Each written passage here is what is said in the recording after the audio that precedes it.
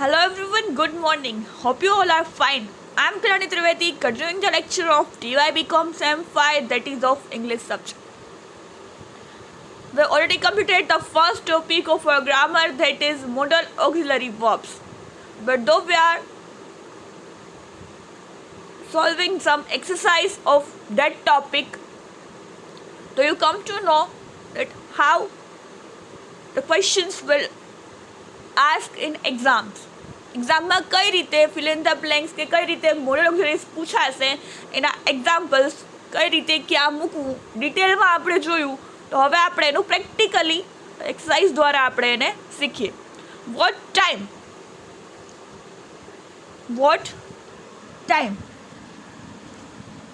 આઈ કયું મૂકવાનું છે? Fill in the blanks with shall, should, will and would. Shall, should, will, would સાથે જે ફિલ ઇન ધ બ્લેન્ક્સ છે કરવાની છે. તો what time shall I come, they should pay all their taxes, we do whatever we can to help you, we will do, અમે કરશું, we will do whatever we can to help you, તમને મદદ કરવા માટે અમે બનતા પ્રયત્નો કરશું. I try to come, I shall, I be સાથે shall. Mr. Rana, be an expert in physics, will be, third person. She told me that, she blank consult a doctor, she would. I blank like to go to a movie tonight, I would like to go to movie tonight. Wish, we should not be dishonest, she wishes she would stay with her family. She shall be expelled from hostel if she comes late. જો મોડી આવશે તો હોસ્ટેલમાંથી કાઢી નાખશે. Fill in the blanks with can, could, may or might. She can speak English fluently. Ability, she can speak English fluently. May I go home now, sir? Permission. My boss said this, he might be late. He કદાચ late થશે, he might be late. You might warn and save him earlier. May God help you. Wishes, I told you that she might not choose you. She said that she could not do so. Ability, you may not be able to see him today, he is very busy. તમે એને આજે નહીં જોઈ શકો. He can be famous actor one day. એક દિવસ સક્ષમ, famous, પ્રખ્યાત એક્ટર બનશે. She was so angry that she might have screamed. એટલી ગુસ્સે થઈ કે એણે ચીસ પાડી દીધું. Fill in the blanks with should, ought to, must and used to. તો I used to go there frequently but these days I can't. હું ત્યાં છવા ટેવાઈ હતી, ભૂતકાળની આદત. The doctors ought to treat the patients nicely. એમને કરવા જ જોઈએ, એમની ફરજ છે. The light is on. Khushbu must be reading. You should assure your parents of your honesty. You ought to be fluent in French if you go to France. ફ્રાન્સમાં જવું હોય તો ફ્રેન્ચ લેંગ્વેજ આવડવી જોઈએ. He explains the things very well. એને એક્સપ્લેન્સ કરતાં સારું આવડે છે, તો he must be a teacher. એ ચોક્કસ ટીચર જ હોવા જોઈએ. She must be mad to do this. આ બધું કરવા માટે એના પાછળ એને ગાંઠ પણ છે. One must follow the commands in the army. ફરજિયાતપણે. We ought to remember those who died for our country. We ought to remember, આપણે એમની યાદ તો નહીં પણ એમને એટલી સન્માન આપવું જોઈએ જે આપણા દેશ માટે લડે છે, જીવ આપે છે. You must not misbehave in the class. તમારે ક્લાસમાં મિસબિહેવ કરવું જોઈએ નહીં. હવે ડેર અને નીડથી you need not to worry, your husband is recovering. You need not to go to the temple every day. તમારે રોજ મંદિર જવાની જરૂર નથી. હાઉ ડેર યુ ટેલ અ લાય. તમે કઈ રીતે ખોટું બોલી શકો. We need not feel sorry for this little mistake. નાની મિસ્ટેક માટે અમે સોરી નહીં કહી, જરૂર નથી. How dare you come in to my room. તમે મારા રૂમમાં આવવાની હિંમત કેમ કરી, તો dare. How dare you go against me. મારી અગેન્સ્ટ જવાની હિંમત કેમ કરી. I need not buy this book. મારે આ બુક લેવાની જરૂર નથી. He dare not oppose me. એનામાં હિંમત નથી કે મને ઓપોઝ કરે, મને મારા વિરોધમાં જાય. Need I go there. શું મારે ત્યાં જવાની જરૂર છે. How dare you open my letter.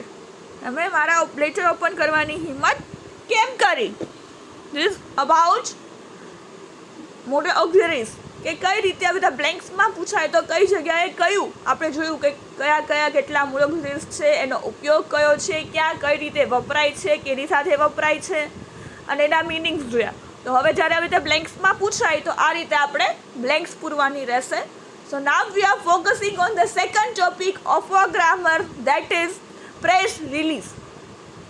Press note આપણી ભાષામાં કહીએ તો સમજવા માટે, ગુજરાતીમાં, ઓર જનરલ મિનિંગ આપણે સમજવા માટે પ્રેસ નોટ. તો કેની પ્રેસ નોટ આપણે આપ્યું હોય તો એટલીસ્ટ એડવર્ટાઇઝમેન્ટ, ઓર નવી બ્રાન્ચ કોઈ ખુલતી હોય આપણી કંપનીની, એની એડવર્ટાઇઝ, નવું ગેજેટ લોન્ચ થતું હોય, નવી પ્રોડક્ટ આવતી હોય, કોઈ એડવર્ટાઇઝ કરવી હોય, કોઈ નવું કંઈ શોપ ખુલતું હોય, ઘણી બધી બાબત માટે આપણે press not or press release આપતા હોઈએ છીએ. હવે એનું ફોર્મેટ કેવું હોય છે, કઈ રીતે આપણને પૂછાશે અને કઈ રીતે આપણે લખવાની થશે પ્રેસ રિલીઝ. તો let us start from the beginning. Press release format, એનું ફોર્મેટ કેવું હોય છે, લખવાનું ફોર્મેટ પહેલાં હોય ને, આપણે લેટર હોય તો એનું ફોર્મેટ હોય, એસે હોય તો એનું ફોર્મેટ હોય, એપ્લિકેશન હોય તો એનું ફોર્મેટ હોય, રિઝ્યુમ હોય તો એનું ફોર્મેટ હોય. તો પ્રેસ રિલીઝ લખવાનું ફોર્મેટ કેવું હોય છે. We are starting from that topic, press release format. There is a general format for writing all press releases. General format હોય છે બધા press release લખવા માટે. To format a release correctly and most effectively, we will need to include the following. સારી અને સાચી રીતે સચોટ પ્રેસ રિલીઝ લખવા માટે નીચેના જે મુદ્દાઓ છે એને ધ્યાનમાં ખાસ રાખવા જરૂરી છે. આ પહેલું છે ડેટ ઇન્સ્ટ્રક્શન. તારીખ બહુ મહત્વની છે. For immediate release, for release before or for release after. શું કહે છે, ઝડપથી રિલીઝ કરવા માટે, વહેલું અથવા તો મોડું. Many online distribution service simply ask you to insert a date in the date line or select one from a calendar. કેલેન્ડરમાંથી સિલેક્ટ કરો અથવા તો ડેટ લખો. ડેટ લાઇન મૂકવી બહુ જરૂરી છે. એમ કે છે પ્રેસ રિલીઝ માટે સૌથી મહત્વનું પહેલું પાસું છે ડેટ ઇન્સ્ટ્રક્શન, તારીખ લખવી જરૂરી છે. Second point, contact information. તમને કોન્ટેક્ટ કરવો હોય તો એની ઇન્ફોર્મેશન લખવી પણ બહુ જ જરૂરી છે. Make it easy for the media to contact you about your story by including as much information as possible. શું કહે છે? Make it easy for the media, જે મીડિયા આપણું જે પ્રેસ રિલીઝ કરશે, પ્રેસ રિપોર્ટ આપણે આપીએ છીએ, પ્રેસ નોટ, એ જે પબ્લિશ કરશે એને માટે કહે છે કે to contact you about your story by including as much information as possible. જેટલી બને એટલી information, address, mobile number, email ID, જે બી નંબર્સ હોય, ઓફિસ નંબર, જે બી હોય એટલું તમને કોન્ટેક્ટ કરવો હોય મીડિયાને તો પણ કરી શકે એટલી ઇન્ફોર્મેશન નાખવી. It is important to include phone number, fax number, email address and company address. મેં કીધું ને આટલી વસ્તુઓ એમાં નાખવાની છે. કઈ કઈ? તો કે ફોન નંબર, ફેક્સ હોય તો ફેક્સ નંબર, ઈમેલ એડ્રેસ અને કંપનીનું એડ્રેસ. એ જગ્યા અને નંબર બંને નાખવાનું છે. Failing to leave this information suggests that your press release is either amateurish or illegitimate. જો આ નહીં નાખો તો એમ લાગશે કે આ ફ્રોડ છે, આ ખોટી ઇન્ફોર્મેશન છે, ખોટી પ્રેસ રિલીઝ છે. તો તમે એને જગ્યા એટલે કે પ્લેસ અથવા તો પ્લેસ અને કંપનીનું નામ, fax number, phone number, email ID જો નહીં નાખો તો એને એમ ગણશે કે આ બધી ઇન્ફોર્મેશન નથી, તો એમ એ લોકો એવું સમજશે કે આ ફ્રોડ છે, ખોટી છે, ઇલીગલ છે. Media contacts will ask why don't they want to be contacted, what do you have to hide. શું કામ એને એ લોકો મીડિયા ક્વેશ્ચન કરી શકે છે આના ઉપર કે શું કામ એને એ લોકોએ કોન્ટેક્ટ નંબર નથી આપ્યા, એને કોઈ કોન્ટેક્ટ ન કરી શકે ને એ લોકો શું છુપાવી રહ્યા છે. એટલા માટે આવું પણ ભણી શકે તમારી ઊંધી અસર પડે, નેગેટિવ અસર પડે છાપ. તેને કરતાં બેટર છે કે તમે કોન્ટેક્ટ ઇન્ફોર્મેશન નાખો, એટલી જરૂરી છે. પહેલું ડેટ, બીજી કોન્ટેક્ટ ઇન્ફોર્મેશન આપણા પ્રેસ રિલીઝમાં હોવી જરૂરી છે. The third thing is headline. Your headline must look the reader in wanting to read your full release. તમારી હેડલાઇન જ એવું જોવું જોઈએ, તમારું ટાઇટલ જ એવું હોવું જોઈએ કે જેને વાંચીને લોકોને એમ થાય કે નહીં આખું મારે પ્રેસ રિલીઝ વાંચવું છે, ટાઇટલ એટલું મસ્ત છે, હેડિંગ એટલું મસ્ત છે, તો અંદર શું વાત કરતા હશે, શેના વિશે હશે, તો આપણે વાંચીએ. You may have a fantastic press release, however failing to write a strong headline will jeopardize your entire release. જો તમે ટાઇટલ હેડલાઇન સરખી નહીં લખી શકો તો તમારું બધું નકામું છે. જો ટાઇટલ જ વાંચીને કોઈને નહીં ગમે તો આપણે અંદર તો વાંચવાના જ નથી. It will be overlooked and passed by in a favor of release with a more interesting or exciting or controversial headline. એવી સરસ કે આમ વાતચીત કરતા હોય કે આમ એક જ વાર વાંચીને આપણને એટ્રેક્ટ થઈ જાય એવી સરસ મજાની હેડલાઇન હોવી જોઈએ કે જે આપણને ઇન્ટરેસ્ટિંગ લાગે અને આપણે એમાં વાંચીએ ને એમાં રસ લઈએ. So make your headline at attention grabber. Attention grabber આપણું તરત જ તાત્કાલિક ધ્યાન ખેંચી લે, આઈ કેચિંગ, તરત આપણું ધ્યાન ખેંચાય છે ને આપણે વાંચવા મજબૂર થઈ જાય એવી હેડલાઇન મૂકવાની છે. Cell the benefits of your product or service within your headline. જો જાણે કોઈ પ્રોડક્ટ વેચવાની હોય તમારી, તો એની હેડલાઇન કેવી હોય? Losing weight is easy if you follow this simple rules. કેવા ગેજેટ્સ કે મશીનરી તમારે વેચવાના હોય કે એ વેચતા હો તમે, જ્યારે વેઇટ લોસ થાય તો તમે એના આવું ટાઇટલ આપી લીધું છે કે losing weight is easy. Weight loss easy છે જો તમે આ સિમ્પલ ટિપ્સ, સિમ્પલ રૂલ છે ફોલો કરશો તો. અથવા બીજો એક છે title, want to lose weight the easy way. શું તમારે ઝડપથી સરળ રીતે તમારે શું વજન ઉતારવું છે, વજન ઓછું કરવું છે, તો આવું ટાઇટલ વચ્ચે આપણે થાય કે યાર આવું કેમ થાય સરળ રીતે વેઇટ લોસ કરવું. આપણને બધાને ખબર છે કે વજન ઉતારવું એ કેટલું અઘરું છે. ડેઇલી કસરત, ડેઇલી ડાયટ, ગમે તે જે તમે ફોલો કરો એ હાલવું, દોડવું, જે તમે એક એની પ્રોસેસ પકડો એ તો એ કેટલું ઇઝી હશે, તો એ કેમ થઈ હશે. તો આપણે એ ટાઇટલ જોઈને જ, હેડલાઇન જોઈને આપણે વાંચવા માટે અંદર આપણે એટ્રેક્ટ થઈ જશું. This headline draw reader into the story. હવે આપણે એનું શું કે એમાં કઈ રીતે હશે, એવું તો શું પોઈન્ટ્સ હશે કે એવા તો શું એમાં સજેશન્સ આપ્યા હશે કે આપણે ઝડપથી ફટાફટ વેઇટ લોસ કરી શકીશું, ફટાફટ આપણું વજન ઉતરી જશે, એવું શું હશે. તો ટાઇટલ જ એટલું હેડલાઇન એટ્રેક્ટિવ હશે તો આપણે અંદર વાંચવા માટે તરત ખેંચાઈ જશું. Simply because they want to know how to solve a particular problem or they want to know the answer to the question. શું કામ એને વાંચશે લોકો? કેમ કે એ લોકોને એમ હશે કે યાર આવું કઈ રીતે હશે, આવા પ્રોબ્લેમ, આવા વેઇટ લોસ ઝડપથી ઇઝી રીતે કેમ થાય, સરળ રીતે કોઈ દિવસ કોઈ વજન ઉતરે જ નહીં. વજન ઉતરવા માટે તો મહેનતની જરૂર પડે, સરળ રીતે કેમ થાય. તો એના માટે પણ લોકો વાંચશે અને એ લોકો એના જવાબ મેળવવો હશે કે ઇઝી વેમાં કઈ રીતે વેઇટ લોસ થાય છે, તો એનો જવાબ પણ એમને મળી જશે. અને જે એ લોકોને પ્રોબ્લેમ હશે કે કેમ વેઇટ લોસ માંગો છો, તો આ લોકો કેમ ફટાફટ કે છે કે સરળતાથી તમે વજન ઉતારી શકો છો, તો એ કઈ રીતે પોસિબલ હશે, તો એના જવાબો પણ એમને એમાંથી મળી જશે. તો એના માટે પણ લોકો આ તમારી પ્રેસ રિલીઝ વાંચશે. તો હેડલાઇન પણ એટલી જ ઇમ્પોર્ટન્ટ છે, ડેટ, કોન્ટેક્ટ ઇન્ફોર્મેશન અને ત્રીજું છે હેડલાઇન. તમારી હેડલાઇન એટલી એટ્રેક્ટિવ હોવી જોઈએ. સમરી. હવે તમે જેના વિશે, જે પ્રોડક્ટ છે કે જે મશીનરી વેચો છો કે તમારી નવી બ્રાન્ચ કે નવું કંઈક લોન્ચ થાય છે એના વિશેની સમરી ટૂંકમાં by this a sentence or short paragraph that follows your headline. હેડલાઇન્સને ફોલો કરતો પેરેગ્રાફ. જે આપણે સવાલ લખ્યો છે હેડલાઇન, એનો જવાબ આપવાનો કે કઈ રીતે સરળ રીતે તમે વજન ઉતારી શકો છો. Here is where you continue to draw the media in to your story by summarizing the information in your press release with a strong statement or to keep the reader interested. Short and sweet પેરેગ્રાફમાં જે તમે headline લખ્યું છે એનું વિસ્તારમાં વર્ણન કરવાનું છે, જેના લીધે તમે ઇન્ફોર્મેશન જે મીડિયાને આપો છો એ પણ ઇન્ટરેસ્ટિંગ લાગે અને લોકો એ સ્ટોરી વાંચે. But don't give them everything. બધી નહીં, લાંબુ લચક લખાણ નહીં, શોર્ટ એન્ડ સ્વીટ. એક મોટા પેરેગ્રાફમાં બધી ઇન્ફોર્મેશન નાખી દેવાની છે. You steel want them to read the entire release. તમે એવું તો જ વાંચશે ને, મોટું હશે તો કોઈ વાંચશે બી નહીં. અત્યારે કોઈ પાસે સમય નથી.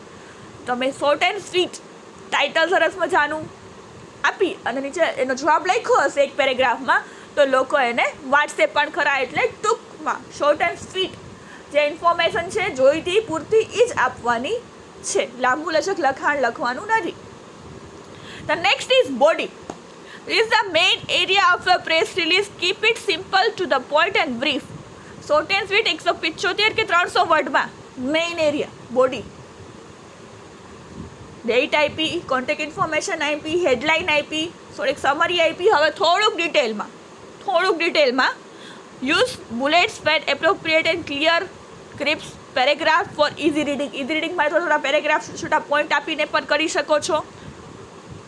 Your press release is meant to entice the media to contact you for further information. So encourage the reader to contact you and visit your website.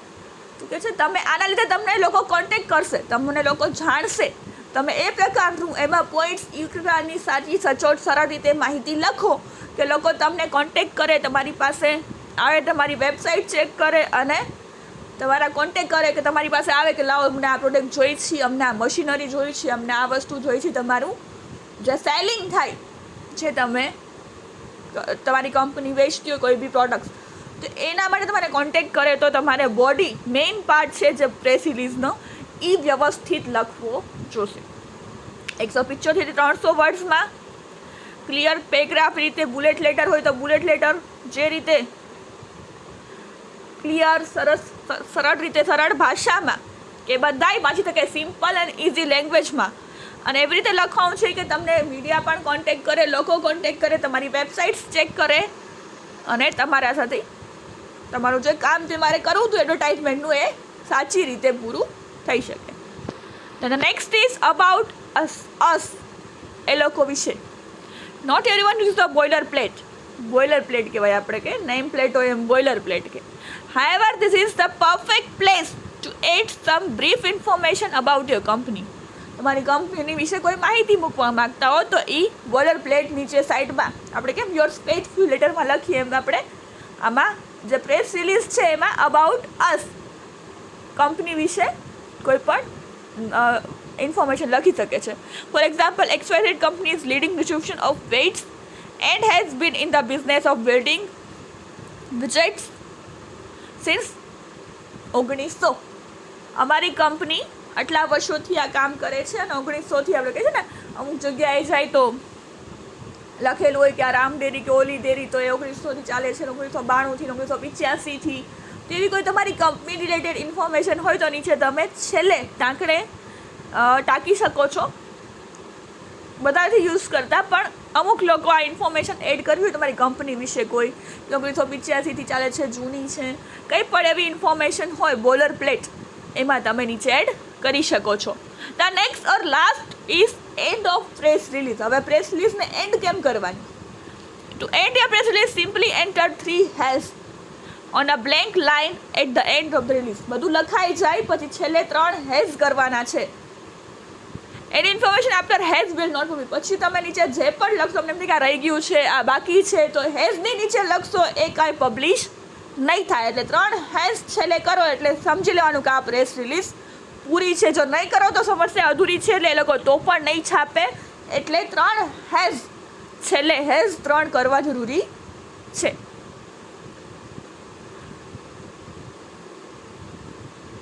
આ the format of press release. Date, contact information,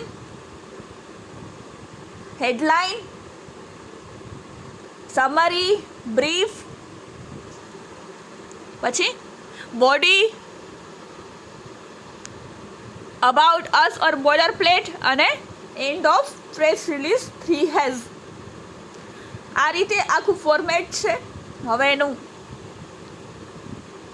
good press release કેવી હોવી જોઈએ, એમાં શું information લખવાની છે, કઈ લખવી, કઈ કેવી રીતે લખવી, ટોપિક કેવો છે, શું લખવું, that we will discuss in the next lecture. So thank you for listening. Have a nice day.